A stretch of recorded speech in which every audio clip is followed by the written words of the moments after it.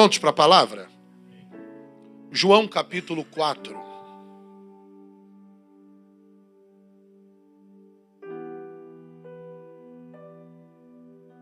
Verso 3 em diante. João 4, 3 em diante. Diz assim a palavra de Deus.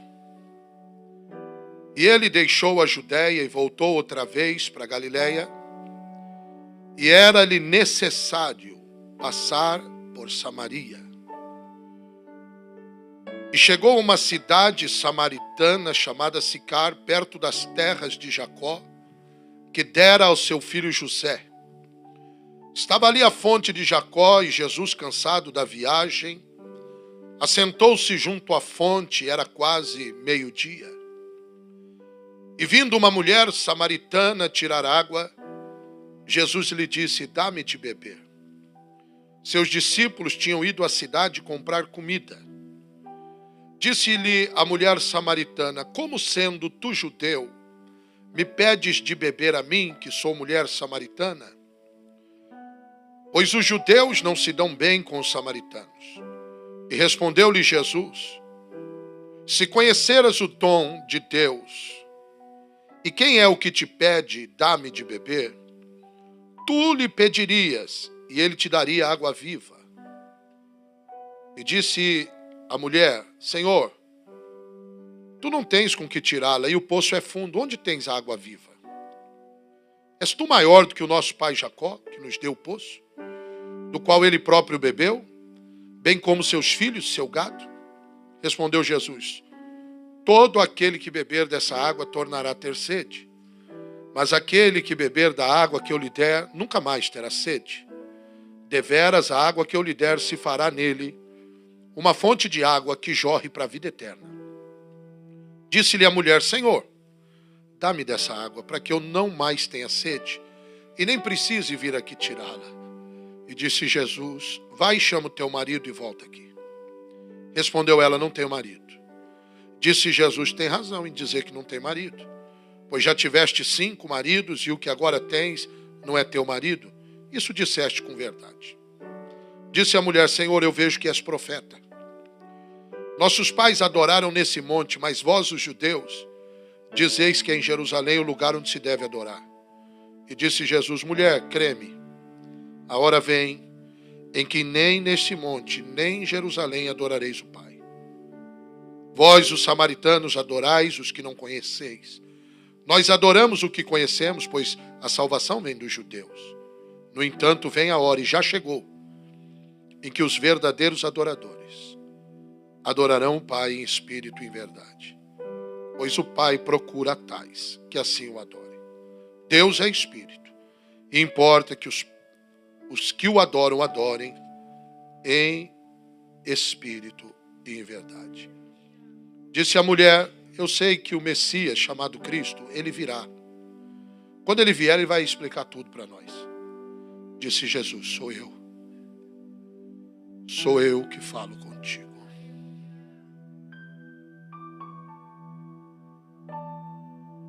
Naquele momento chegaram os discípulos e maravilharam-se de encontrá-lo falando com uma mulher. Mas nenhum deles perguntou: o que queres? Ou por que falas com ela? Então, deixando o seu cântaro, a mulher foi à cidade e disse ao povo: vinde e vede. Um homem que me disse tudo o que tenho feito. Poderia ser o Cristo? Saíram da cidade e foram ter com ele. Amém? Amados irmãos, Jesus sai da Judéia e vai para Galiléia. E o texto diz que era necessário passar em Samaria. Israel é dividido em 3 partes somente. Em Israel não tem essa coisa de estados, governadores. Em Israel existem 3 partes. Ou você está na Judéia, ou você está na Galiléia, ou você está em Samaria. Se você não estiver na Judéia, Galiléia ou Samaria, você não está em Israel. Se você estiver, por exemplo, em Tiro, Sidom, você pode estar em algum lugar perto, mas não é Israel. E Jesus sai da Judéia, que é a capital, e Jesus vai para Galileia, onde é a sede do seu ministério, ali para o lado de Tiberíades. Se você olhar no mapa que tem na sua Bíblia, atrás da sua Bíblia, você vai ver que não há necessidade alguma para sair da Judéia e ir para Galileia. Não há necessidade de ir para Samaria. Pelo contrário, existiam 2 ou 3 caminhos que eles faziam para justamente não passar pela Samaria, porque judeus e samaritanos não se davam bem por muitas razões. O jeito de vestir era diferente, a crença era diferente, existia uma birra entre eles muito grande. Mas a Bíblia diz que era necessário Jesus ir para Samaria. E o texto vai mostrar que essa necessidade não era geográfica. Quando nós lemos o texto, nós vemos que a única coisa, diga comigo, a única coisa que Jesus fez em Samaria foi tratar com uma mulher. Foi a única coisa. E é interessante o padrão dos encontros de Jesus. É interessante. Quem se converteu vai entender o que eu vou falar agora. Os encontros com Jesus são estranhos. Porque você não sabe o dia, você não sabe a hora. Jesus sabia, mas a mulher não sabia. Jesus tinha uma reunião marcada com ela, só que ela não sabia. E os encontros com Jesus é estranho. Você não sabia o dia e nem a hora. Você vai naquele culto, às vezes a convite de um amigo para assistir uma pregação, chega lá, tem alguém cantando, um cara falando, você pensa que é mais um dia comum e de repente chega a hora, ninguém te avisou que naquele dia, de repente veio o Espírito Santo e te convenceu do pecado, da justiça, do juízo, e você se converteu e ninguém imaginava que Jesus ia começar uma história nova na sua vida, um novo tempo, seu coração ia mudar, tudo ia acontecer. Os encontros com Jesus são estranhos. É esse o padrão dos encontros com Jesus.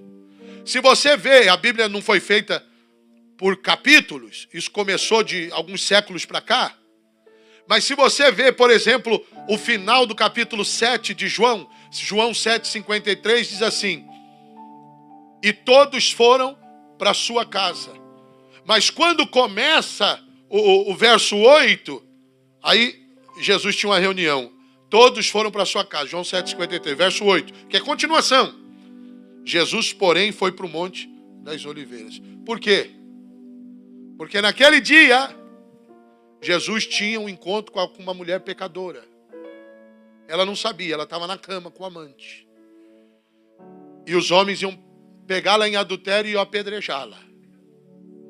Mas Jesus, enquanto todo mundo vai descansar, Jesus vai para ter um encontro com aquela mulher, para salvar aquela mulher. Os encontros com Jesus são estranhos. Esse é o padrão.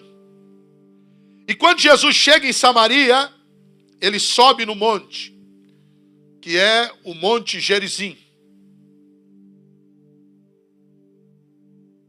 E você sabe que ele vai lá com 12 discípulos. E o texto mostra que Jesus quer distrair, irmão Kleber, os discípulos. Ele chama os 12 e diz assim: olha, vai comprar comida, todo mundo. Ora, precisa de 12 homens para comprar comida? Não podia ser um? Não podia ser 2, 3? Jesus manda os 12. Nós sabemos que é porque Jesus precisa ter uma reunião entre somente ele e aquela mulher. Tem momentos que Jesus quer ter um cara a cara, face to face. Você e ele. Ele e você. Tem momentos que é algo que só você e ele e você vai entender. Agora escute. Ele tem uma agenda, ele tem uma reunião, precisa ser sozinho e só ele sabia. E a pista que nós sabemos que ele está despistando os discípulos é que quando os apóstolos voltam com a comida, Jesus diz assim: eu tenho uma comida para comer que não é essa. A minha comida é fazer a vontade do meu Pai. Ou seja, Jesus mandou os discípulos, 12 homens, comprar comida e não comeu nada. É os mistérios de Jesus. E imagina, aqueles homens vão lá para Samaria, a roupa era diferente, o sotaque era diferente, eles não se davam. Não pense que os discípulos gostaram de ir lá, não.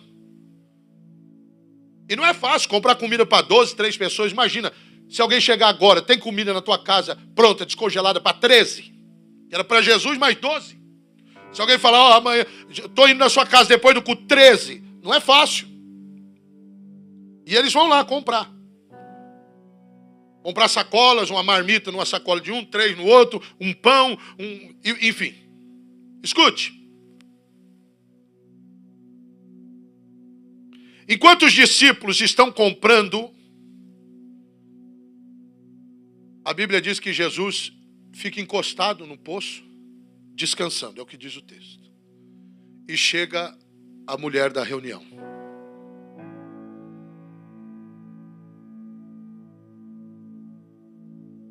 Alguém avisou que ela tinha reunião com Jesus? Não. Igual aconteceu com você um dia. Você não sabia. Você não sabia. Ninguém te avisou. Mas Jesus tinha um algo com você. E quando ele tem algo com você, com a sua família, ninguém pode impedir. Jesus está no poço. A mulher vai buscar água. O texto diz que era quase meio-dia. E a reunião começa. Jesus olha para ela e quebra o gelo. E diz: moça, aproveita que a senhora está com a mão na massa.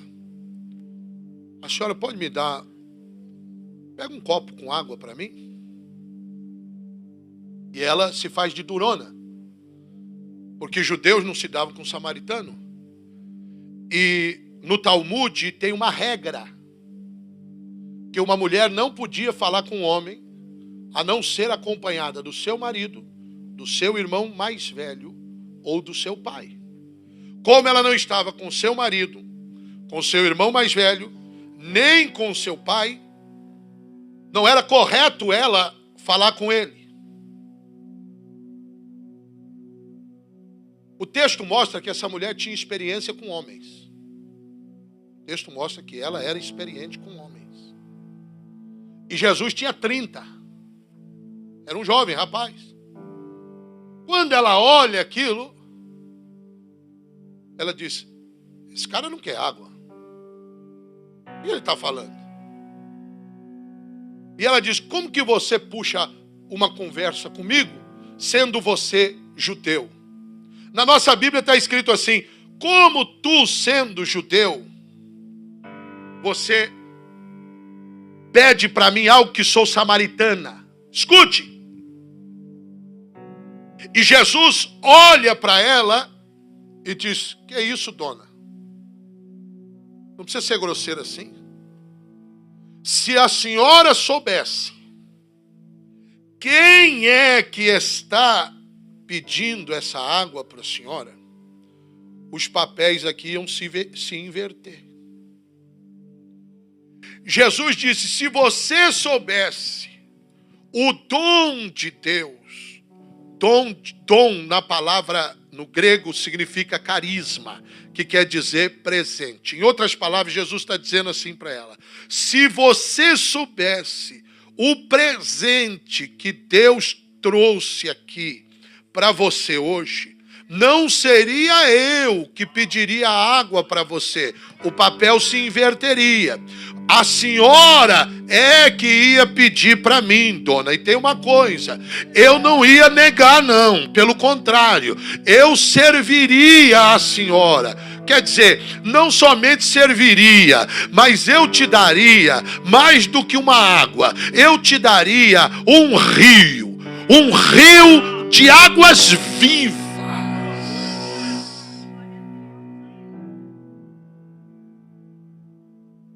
Aleluia! Aleluia! E esse rio seria capaz de catapultar você para a vida eterna. Tamanha a força desse rio. Agora escute. Eles estão ali no meio de um deserto de Samaria. O único lugar que tinha água era naquele poço. Ela olha para Jesus e diz assim: quer dizer que Deus mandou o Senhor aqui para falar comigo? Ele disse: confere. E o Senhor tem um presente para me dar? Ele disse: isso mesmo. E esse presente é um rio? Ele disse: sim, um rio. Para mim, para você. De águas vivas, sim senhora. Ela disse: tá bom. Mas eu tenho uma questão. O senhor sabe que quem furou esse poço aqui foi Jacó, né? E ele disse: sim. E o senhor sabe que essa água aqui é a melhor que tem. E que desde o tempo do Gênesis, lá do Gênesis, essa água é que alimenta todos aqui. Ele disse: é verdade. É a melhor água da região. Então ela pergunta o seguinte: se Deus me ama como o senhor está dizendo, e o senhor tem um rio para me dar, e esse rio é de água viva, para você fazer isso, o senhor tem que ser maior do que Jacó. É o caso?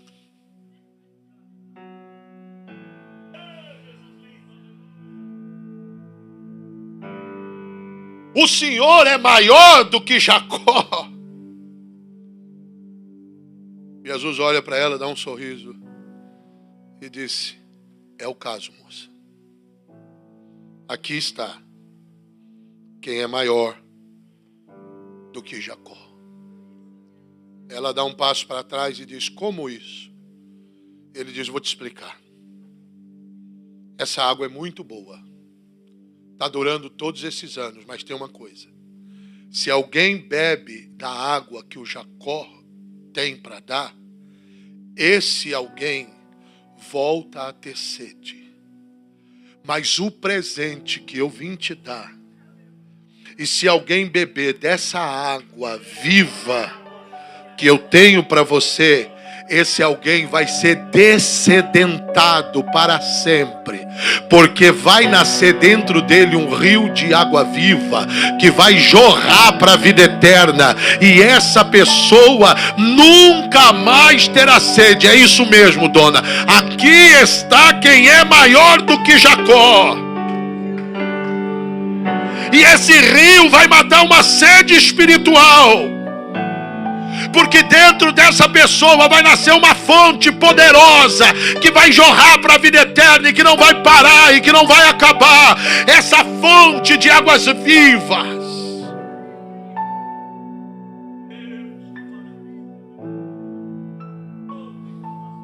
Imagina, ela olhou para Jesus e disse: bom, eu não vou perder nada, ele não está pedindo nada em troca.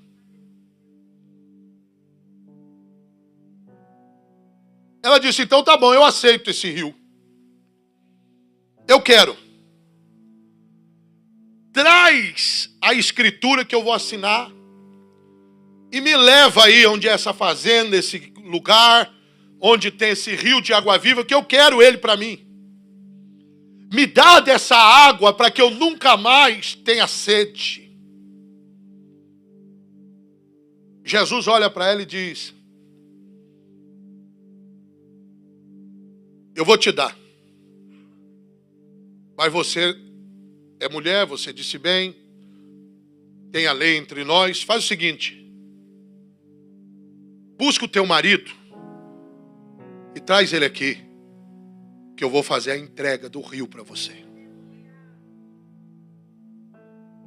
Quando Jesus diz isso para ela,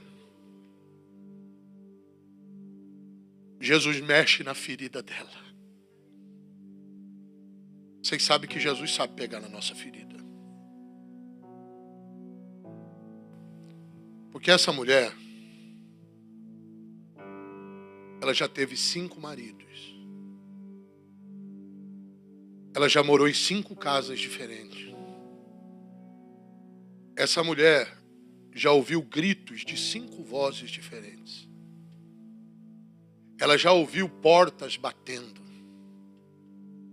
Essa mulher traz traumas na sua alma que só ela e Jesus sabia. Essa mulher tinha filhos de sobrenomes diferentes.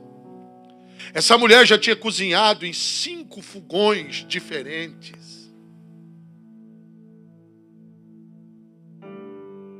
A Bíblia não diz o motivo, mas essa mulher era especialista em divórcio. E você sabe que ninguém casa para separar, ninguém começa um negócio para dar errado, ninguém, não. Todo mundo, ninguém tem um filho achando que aquele filho vai dar trabalho. Não. As pessoas entram porque tem a esperança de que algo vai dar certo, de que algo vai melhorar. E quando Jesus diz para ela, traz o seu marido e vem cá, Jesus toca na ferida da alma dela. E ela diz, olha, Senhor, eu quero te dizer uma coisa. Eu não tenho pai, eu não tenho irmão mais velho e eu não tenho marido. Em outras palavras, se Deus te enviou aqui como presente, é comigo mesmo. O que Deus quiser fazer, tem que fazer comigo. Porque eu não tenho ninguém por mim. Eu não vou trazer ninguém aqui. Se Deus quer fazer na minha vida, sou eu e ele. Desperte agora. Inclusive, essa é a razão, irmã Márcia. E a explicação. Ela está lá ao meio-dia. Porque as mulheres iam pela manhã. Porque de manhã o sol é ameno. Mas ela prefere ir ao meio-dia, onde o sol é 40 a 45 graus, para ela não ter que ouvir as palavras grosseiras das outras mulheres, para ela não ter que ouvir as afrontas das outras mulheres. Em outras palavras, ela está dizendo, eu prefiro tomar esse calor nas costas, é um preço barato, perto do que eu já ouvi nesse poço, por causa do meu passado. Porque as mulheres diziam coisas do tipo assim, olha, cuidado com essa mulher, hein? Essa aí deita com qualquer um, essa aí, cuidado com seu marido, essa mulher pode tomar o seu marido. Essa mulher já tinha passado por afrontas terríveis, e essa é a razão dela estar lá meio-dia, na hora que o sol é mais escaldante. E quando ela diz, eu não tenho marido, Jesus sorri para ela e diz, é verdade, dona, nisso você não está errada. Porque você já teve 5, né? Em outras palavras, eu conheço sua vida. E aquele cara com quem você tem deitado ultimamente ainda não te deu um sobrenome, não é? Quando Jesus diz isso para ela, Jesus abre a vida dela em revelação. Inclusive, para quem não acredita em revelação, aqui está Jesus sendo usado em revelação. E na hora ela diz, eu vejo que o Senhor é profeta. Em outras palavras, eu sou essa aí mesmo. O Senhor revelou a minha vida toda. Eu sou isso aí que o Senhor falou. Em outras palavras, eu já passei por tudo isso que o Senhor revelou. E já que o Senhor é profeta, eu quero fazer uma pergunta que aparentemente é uma pergunta teológica. E ela está dizendo o seguinte: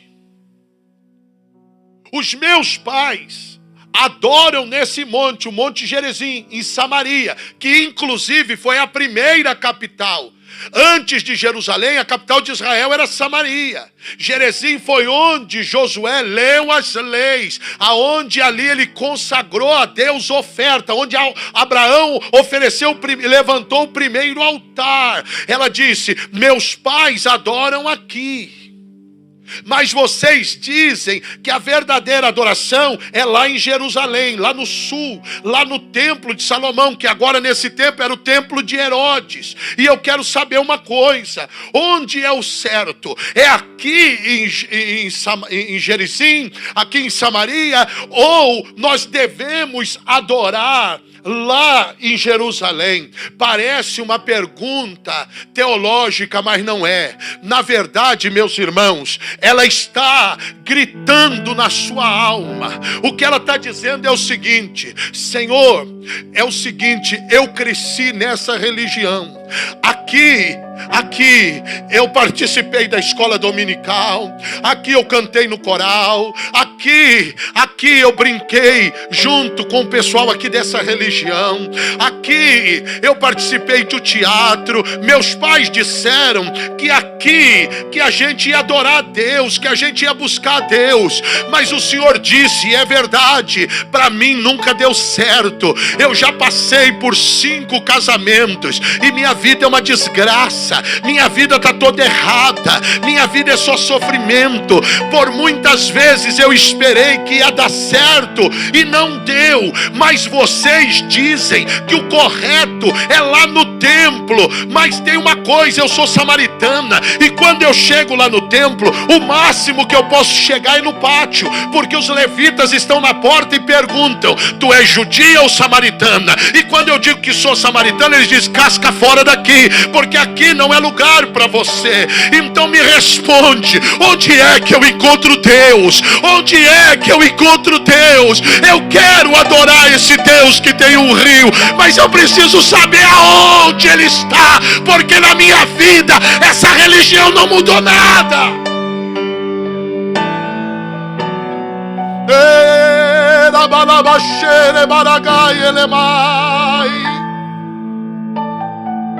Onde eu encontro Deus? Alabaxere, alabai. Aleluia, aleluia. Aleluia. Aleluia. Aleluia. Arabaxuri ande kelemanahai. Jesus diz para ela: se a pergunta fosse teológica, era fácil de responder. É lá mesmo, dona, tem que ser em Jerusalém, porque a salvação vem dos judeus, não é por nada, mas é assim que é. Mas tem uma coisa, dona, isso vai mudar. Tudo vai mudar. Eu tenho uma notícia para a senhora, moça. Hoje essa situação vai mudar. E ela diz: como que vai mudar? E quando vai mudar? Parece que eu vejo Jesus olhando para ela e dizendo: você quer saber quando vai mudar? Quando? Vai mudar hoje. Hoje é hoje. Por quê? Porque Deus, deixa eu dizer uma coisa para a senhora, vai chegar tempo, olha isso, chegará o tempo, e agora em outras palavras, aquilo que demoraria anos, vou trazer agora, aquilo que está no futuro para cá. Chegará um tempo, não, melhor, vai começar agora, em que os verdadeiros adoradores adorarão ao Pai em espírito e em verdade. Deixa eu te explicar isso. Ei, deixa eu profetizar na tua vida, aquilo que seria lá para frente, lá para o futuro, Deus está trazendo para o agora. Quantos tomam posse já vai recebendo e adorando a Deus. Escute, alabiande comanai. Agora tem mais uma coisa, dona. Deixa eu te dizer uma coisa. Agora, a partir de hoje, nesse momento, não vão adorar mais a Deus, nem aqui nesse monte. Não é aqui que Deus vai ser adorado, e nem lá em Jerusalém, lá naquele templo também não. Como assim?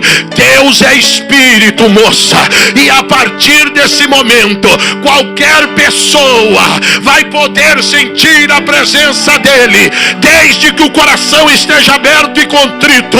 Você vai adorar ele em espírito e em verdade. Deus é espírito, e os seus adoradores devem adorar em espírito e em verdade. Charabanda. Oh.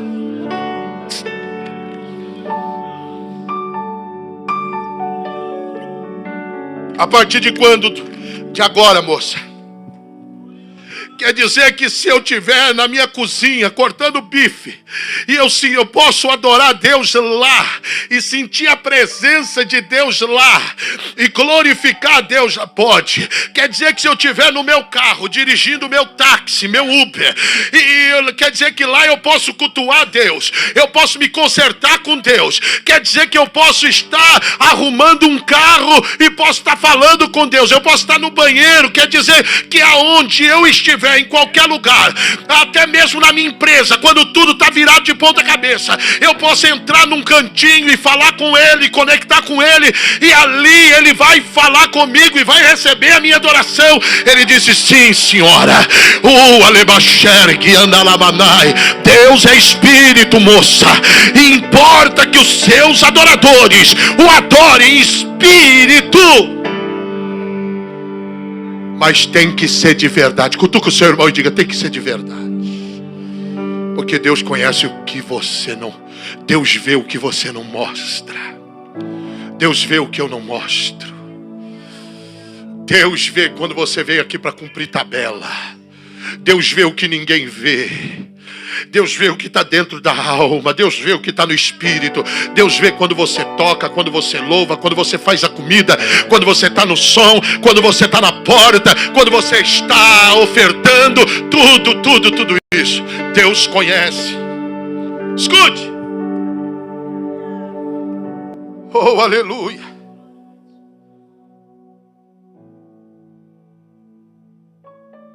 Aonde nós devemos adorar? Só que a nossa geração, eu já estou terminando,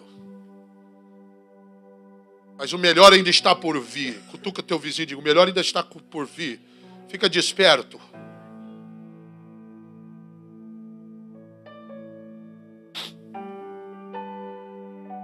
A nossa geração foi ensinada que adorar a Deus está ligado a alguém cantando, louvando ou glorificando, dando glória a Deus e cantando hino e tal. Gente, vamos adorar, levante a mão, vamos adorar, vamos fazer e tal. Biblicamente, isso não é adorar. Sabia disso? Isso não é adorar. Há uma diferença entre glorificar e adorar. Eu vou te explicar. Isso que nós fazemos é glorificar. E a Bíblia diz que nós temos que fazer. Diga: eu tenho que glorificar a Deus em tudo. Mas a adoração que ela está dizendo é o seguinte. Aquele texto de Gênesis, só um texto para vocês entenderem. Gênesis 22:5. Quando Deus pede o sacrifício para Abraão, a Bíblia diz que quando eles estão subindo o monte para o sacrifício,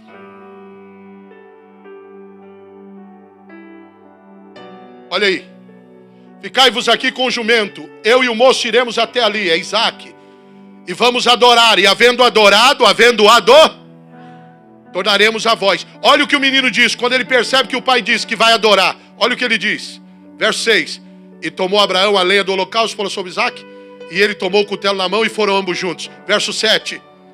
Isaac já se ligou na hora. Meu pai, aqui está o fogo, a lenha, mas onde está o cordeiro? Então dobre atenção. Na adoração bíblica, escute. Na adoração bíblica, o camarada tinha que pegar um animal. Levava esse animal até o templo. Quando chegava no templo, colocava o irmão Lucas o animal em cima do altar, que não é um altar como esse. Era o altar do holocausto, do sacrifício. O sacerdote recebia aquele animal, escute.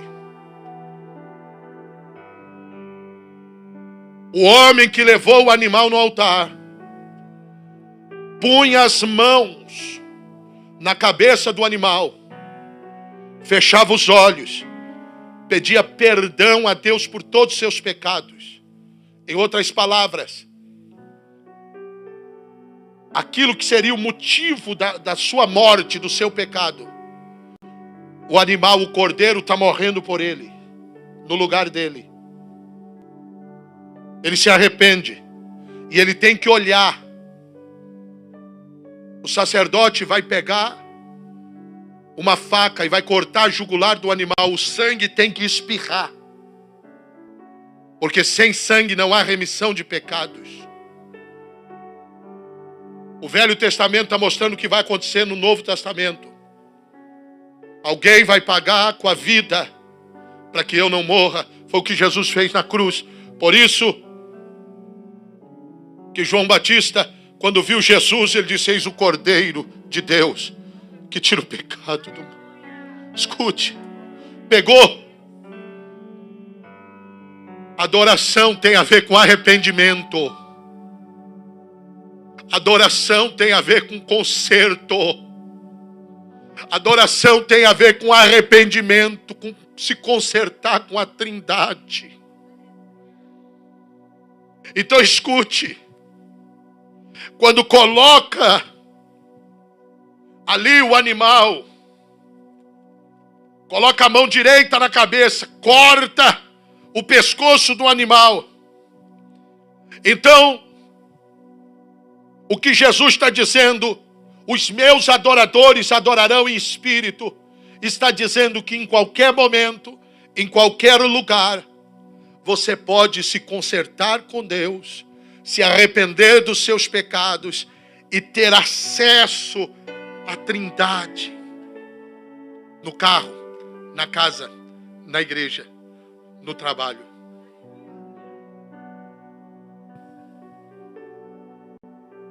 Jesus estava dizendo: você quer encontrar Deus? Você encontrou. A partir de agora, moça, a partir de mim. E foi isso que os judeus acusaram Jesus. Quando Jesus disse: Kleber, eu vou destruir esse templo, em 3 dias eu vou reconstruir. Em outras palavras, depois da minha morte e ressurreição, eu não habito mais em templo feito por mãos humanas, mas onde tiver um coração quebrantado, eu vou habitar ali dentro. Escute, e eu termino. Ela então olha e diz assim: Senhor, eu vejo que o Senhor é profeta, eu sei que o Senhor é profeta, porque minha vida é isso aí. Mas tem uma coisa, eu sei que um dia o Messias virá. E quando o Messias vier, ele vai conseguir mudar tudo isso, porque isso é uma mudança radical. Isso é uma coisa muito grande. E somente o Messias pode fazer isso. Jesus olha para ela e diz: filha, eu sou. Eu sou o Messias. Irmãos, quando se dizia isso lá, você lembra quando Moisés disse assim: Senhor, quando o Senhor for me enviar lá para o faraó, para libertar o povo, eles vão me perguntar o seu nome, o que eu respondo? Você lembra o que Deus disse? Diga: o eu sou. E Jesus olha para aquela mulher e diz: filha, eu sou o Messias. Em outras palavras, moça, A mudança já aconteceu. E aconteceu dentro de você. Aconteceu desde o dia que você aceitou Jesus. E está acontecendo agora. Você está sentindo esse rio aí, ó. Você está sentindo esse rio aí, ó. Você está sentindo esse rio aí, ó. Adore a Ele em espírito e em verdade.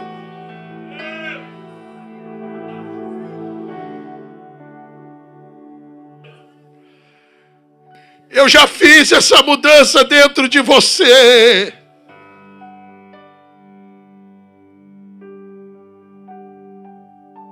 E eu vou terminar agora. Dobre atenção. Esse rio está fluindo aí.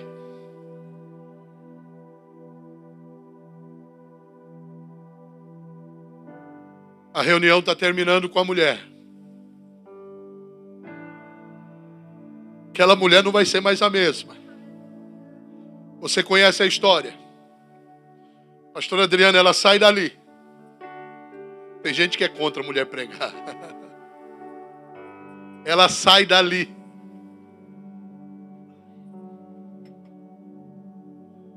Mas antes dela sair,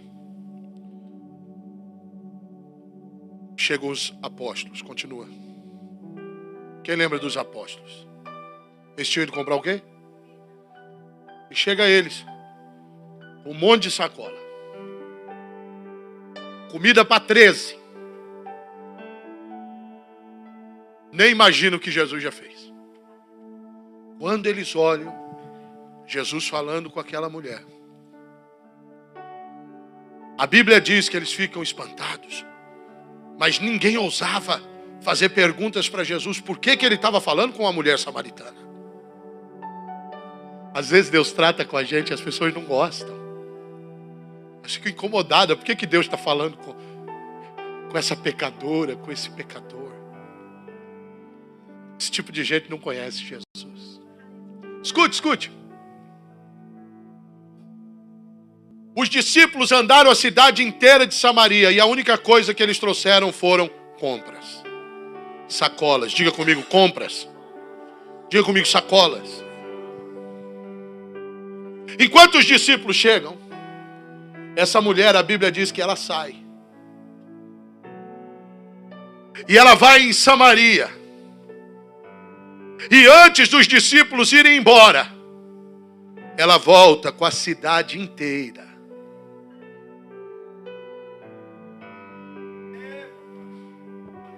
Porque ela vai na cidade e anuncia para todo mundo. E ela diz: venham encontrar o Messias e o profeta.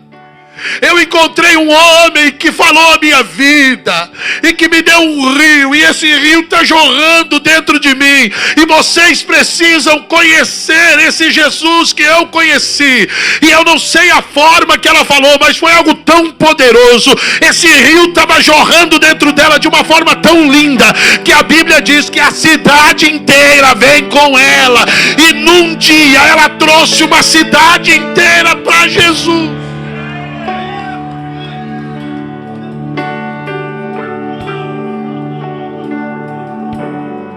Eu termino aqui. Eu quero destacar que nessa pregação só tem 2 grupos.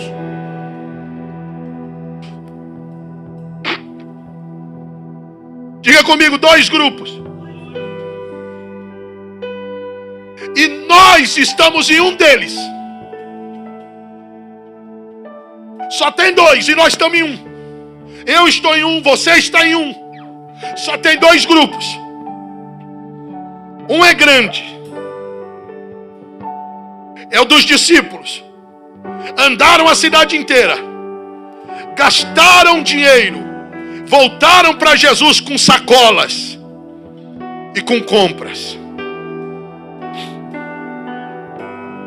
O outro está representado nessa mulher que voltou para Jesus com almas. A nossa geração é a geração das compras. É a geração que está preocupada somente com o que ganhou, com o que tem, com o que conquistou.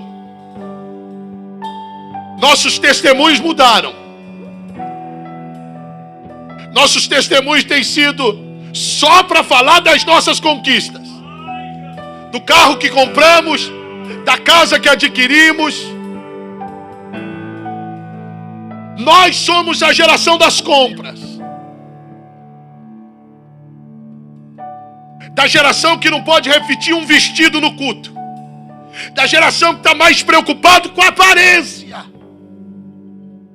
Mas que passa o ano todo sem trazer uma alma para Cristo.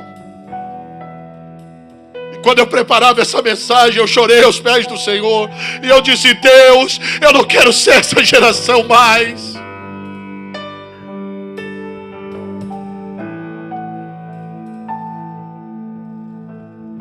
Porque a bênção de Deus na nossa geração é medida pelo tanto de sacola que a gente carrega, pelo tênis que a gente veste, pelo carro que a gente anda.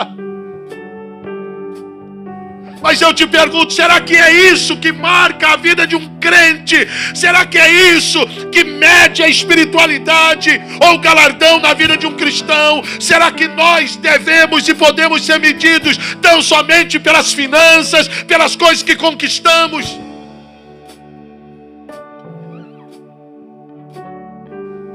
Mas tem outro grupo.